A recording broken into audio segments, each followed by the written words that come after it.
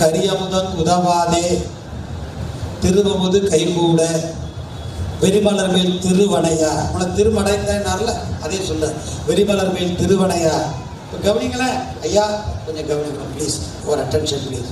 நான் வேண்டி கேட்டுக்கிறேன். ஏன்னா இந்த இடம்லாம் ரொம்ப முக்கியமான இடங்கள். இங்கே தான் நான் தப்பு பண்ணுறோம், அதுக்கு தான் சொல்லுவேன். இந்த இடத்துல நம்ம வழுக்கி விழுந்துடுறோம். இந்த இடம் திருந்திக்க வேண்டிய இடம். இப்போ கொஞ்சம் கவனிங்களேன், எல்லோரும் கவனிங்களேன்.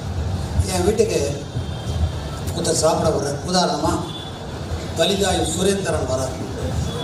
கவனிங்க, ஒரு அடியார், அவர் பேர் சுரேந்திரன், அவர் வரார்.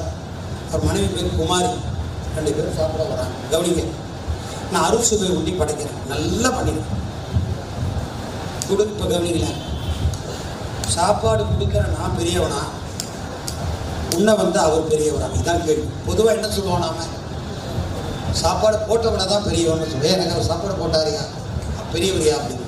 அதல்ல உண்மை. சாப்பிட வந்தவர் தான் பெரியவர். நல்லா கவனிங்க.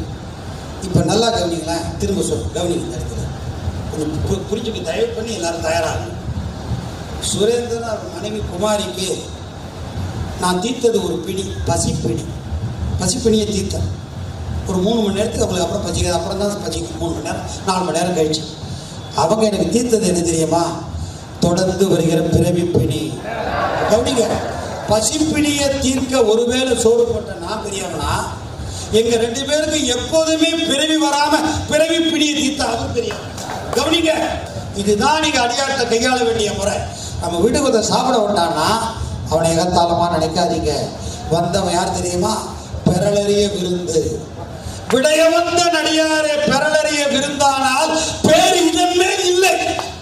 அந்த உணர்வு